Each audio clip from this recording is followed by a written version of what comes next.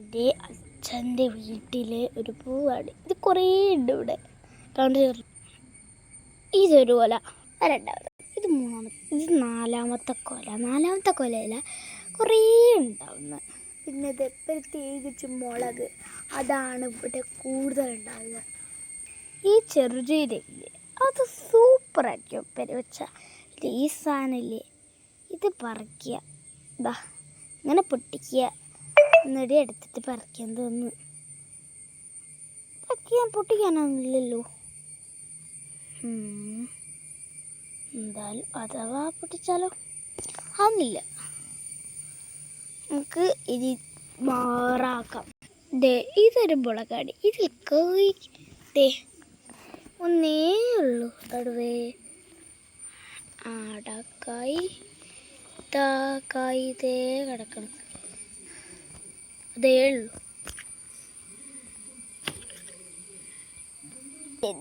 പ്രത്യേകിച്ച് തുളസി മച്ചാൻ അതുകൊണ്ട്, കിഴങ്ങ് അതാവശ്യം.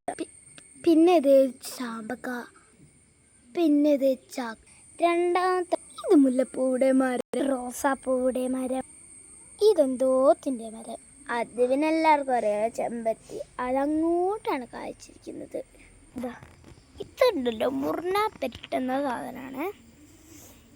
ഇതിൻ്റെ പേര് അച്ഛനോട് ചോദിച്ചാലേ മനസ്സിലാവും. എനിക്കെന്തോ നാഗതാളി എന്നാണ് ഇതിൻ്റെ പേരിട്ടോ.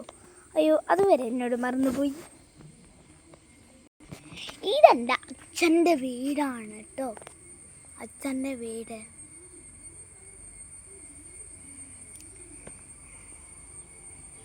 നമുക്ക് വീഡിയോയിലൊക്കെ കിടക്കാം കേട്ടോ. ഇതാണ് ചെമ്പരത്തി, ഇതാണിത്, പിന്നെ നമ്മളുടെ മുല്ലയുടെ മരം. ഇതാണ്, ഇതൊരു പൂവാണ്, റോസാപ്പൂവ്. ഈ മുളകുണ്ടല്ലോ ഇവിടെ കായ്, ഇതിലാണ്, ഇതിൽ മാത്രമേ കായ ഉണ്ടായിട്ടുള്ളൂ. ഒരേ ഒരു കായ്.